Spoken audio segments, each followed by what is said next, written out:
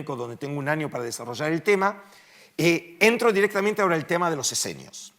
Ahora, aquí es muy importante entender lo siguiente.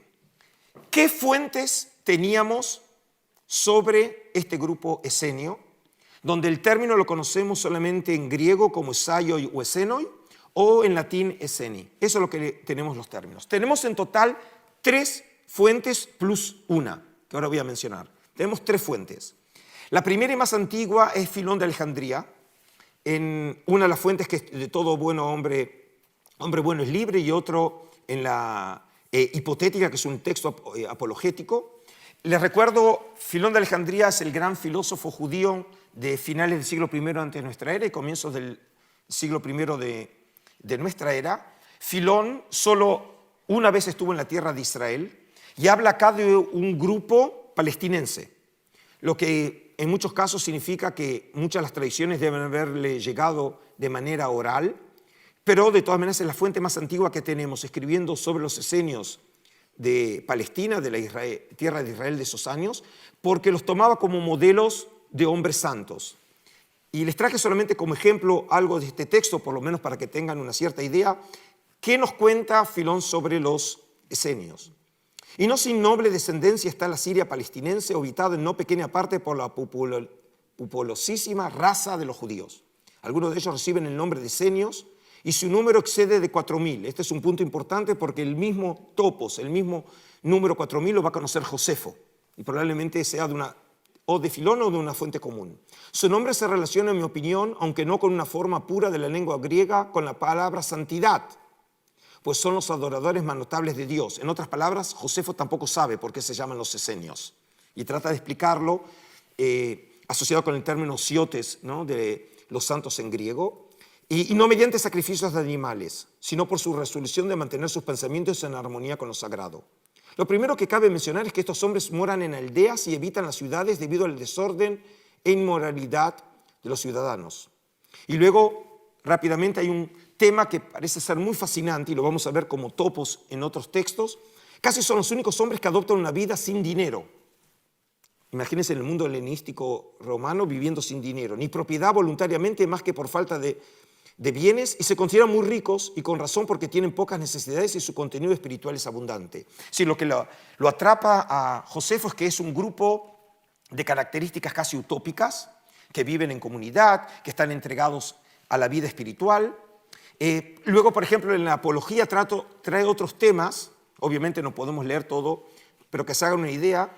Fíjense lo que dice. Además, evitan el matrimonio, porque comprenden claramente que sería el único, el principal motivo de ruptura de su hermandad.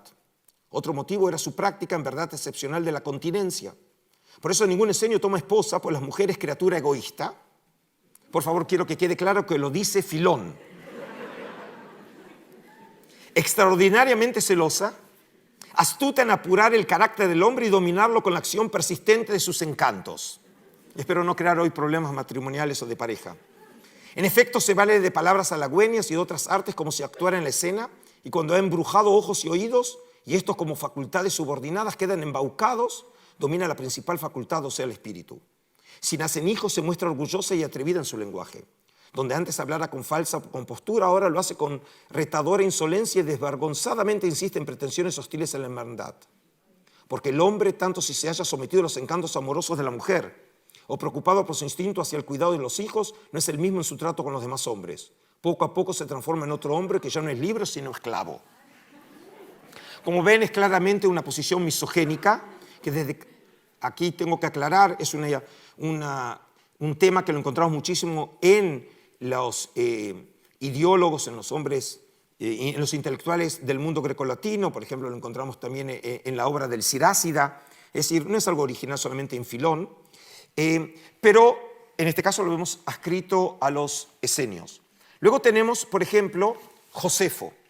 Josefo es el gran historiador judío final del siglo I de nuestra era, donde en varias secciones habla de los esenios, pero el texto más extenso que tenemos sobre los esenios es en la obra de Guerra de los Judíos. En el libro 2, en el capítulo 8, tenemos la descripción más detallada. Y acá quiero que otra vez que vean simplemente el comienzo de Josefo, y no es casualidad. Josefo acá está funcionando no solamente como historiador, sino en realidad como etnógrafo. desde el punto de vista del género literario. Entre los judíos había 3 sectas filosóficas. Los secuaces de la primera son los fariseos, los de la segunda los saduceos, y los de la tercera, que tienen la reputación de una mayor santidad, reciben el nombre de esenios.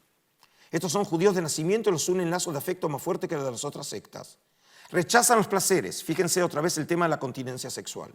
Estiman la continencia y consideran como una virtud el dominio de las pasiones. Permanecen célibes y eligen los hijos de los demás. Mientras son maleables y están a punto para la enseñanza, los aprecian como si fuesen propios y los instruyen en sus costumbres. No niegan la conveniencia del matrimonio ni pretenden acabar la generación humana, pero se guardan de la lujuria femenina convencidos de que ninguna mujer es fiel a un solo hombre. Es decir, toma el tema de la mujer y la continencia sexual, como vimos Josefo, y luego toma otra vez el tema de la vida grupal. Desprecian las riquezas y su forma de vida en comunidad es extraordinaria.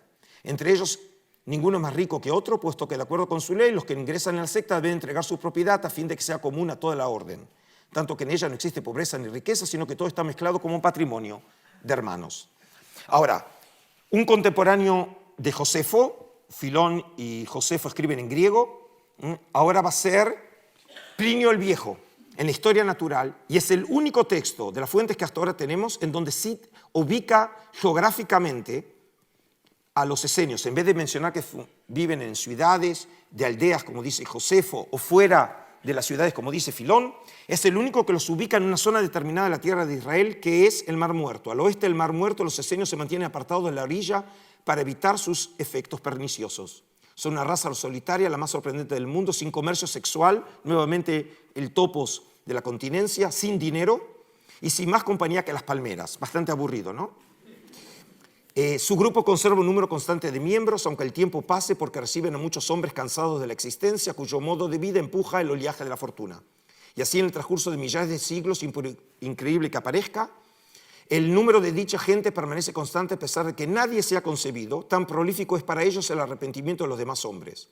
Y al sur estaba la ciudad de Engadá, Engedi, a la que solo supera Jerusalén en fertilidad y palmerales, convertida en la actualidad en otro monumento de muertos. Desde allí amasada fortaleza erigida en la roca, que tampoco dista mucho del lago de asfalto, que es el Mar Muerto. Es decir, este texto es excepcional y en unos momentos van a ver, pero antes de llegar a la importancia de este texto, hay una fuente que muchas veces no se menciona, porque no lo tenemos en el texto directo, sino solamente en una cita de Dio Crisóstomo en una obra de Cinesios de Cirenaica del siglo IV, donde parece ser una tradición de un escritor pagano independiente. Dio Crisóstomo es del comienzo del siglo II de nuestra era, donde dice, y además él, Cinesio, cita a Dio Crisóstomo, alaba a los esenios, una ciudad muy próspera situada cerca al Mar Muerto, en el interior de Palestina, próxima a Sodoma. Es decir, son los únicos 2 textos, justamente los paganos, no los judíos, que ubican a los esenios en un lugar específico en la tierra de Israel, que es la zona del Mar Muerto.